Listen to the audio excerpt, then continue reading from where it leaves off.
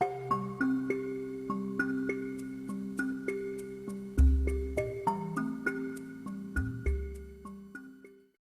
kaum muslimin muslimat rahimakumullah, setelah kita melatih makharijul huruf dan sifatnya, maka yang akan selalu kita jumpai di dalam membaca Al-Quran adalah nun yang mati atau tanwin.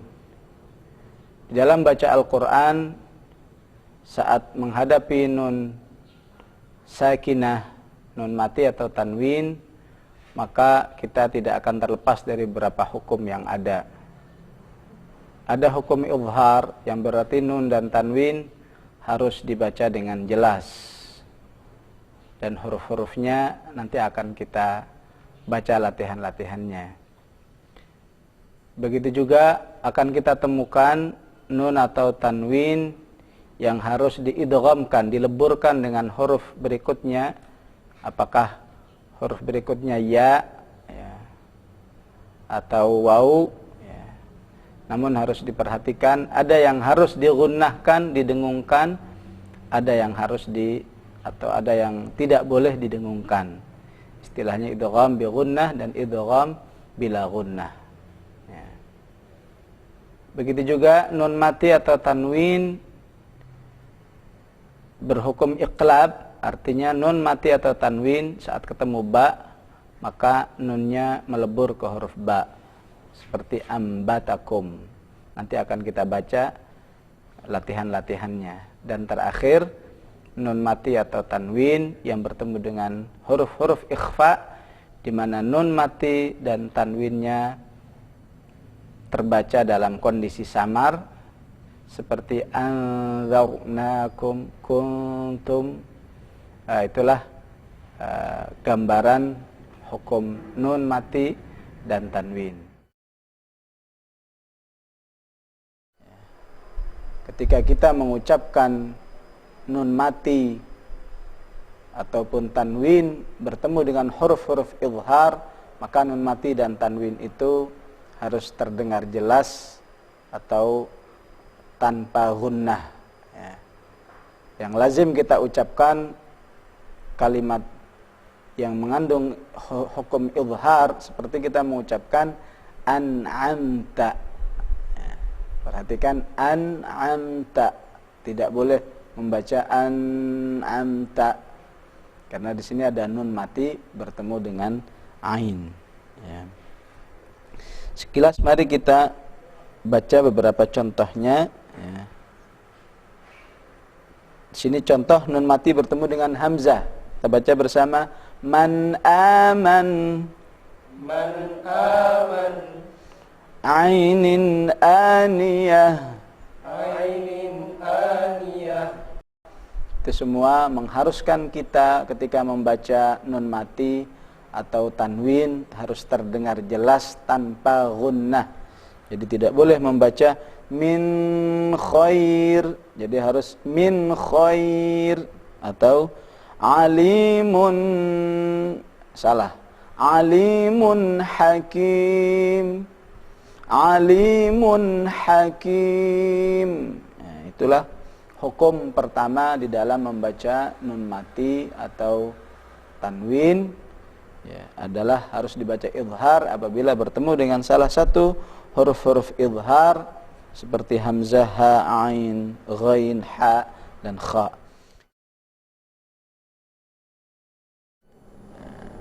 Selanjutnya adalah satu hukum yang disebut dengan idgham bi gunnah, di mana saat nun mati bertemu dengan ya dan huruf gunnah yang lain, huruf idgham yang lain,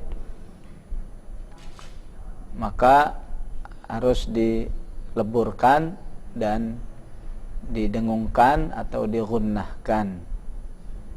Misalnya mayyaqul, mayyaqul. Jadi bacaan yang salah mayyaqul, ya. Tapi yang benar digunnahkan, dan makhraj gunnah adalah di al-khayshum atau di rongga hidung. Jadi saat berdengung masukkan ke dalam hidung. Mayyaqul, mayyaqul. faman ya'mal. Ini contoh saat nun mati atau tanwin yang bertemu dengan nun melebur dan didengungkan. Yauma idzin na'imah. Hittatun naghfir lakum. Begitu juga nun mati atau tanwin yang bertemu dengan mim harus digunnahkan dan diidghamkan. Sururum marfu'ah. Hudam mir rabbihim. Selanjutnya nun mati atau tanwin yang bertemu dengan waw juga diidghamkan dan digunnahkan. Min waliyyin wala nasir.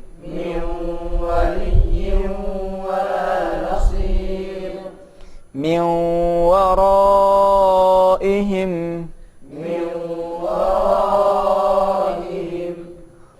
Selanjutnya adalah idgham bila gunnah, yaitu nun mati atau tanwin yang bertemu dengan lam atau ra. Idgham berarti lebur, bila gunnah berarti tidak boleh ada gunnah. Contohnya wa allaw istaqamu. Min laban. Yubayyin lana.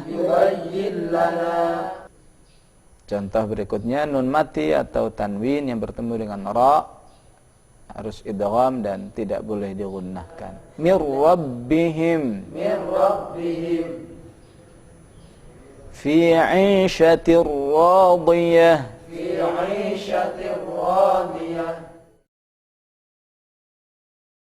Selanjutnya adalah hukum iqlab. Iqlab asal artinya adalah merubah atau membalik ya. Dalam hukum tajwid, yaitu ketika kita membaca nun mati atau tanwin yang bertemu dengan ba, maka nun mati atau tanwinnya terbalik tempatnya, mengikuti huruf ba, sehingga nun atau tanwinnya tidak terdengar ya. Seperti kita membaca, kita ikuti amburik. Jadi bukan an lagi tapi ambur. Sami'un basir.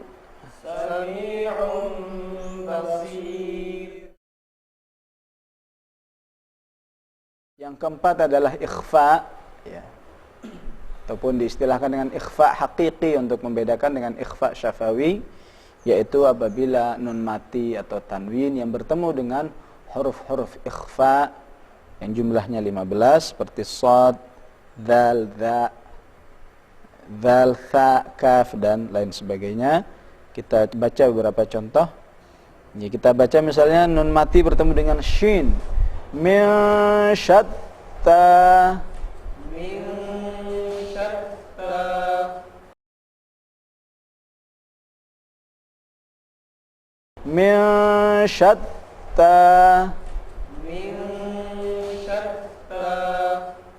Qa'an safsafa.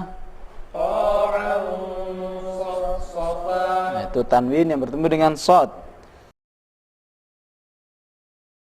Qa'an safsafa. Contoh lain, tanwin bertemu dengan dha.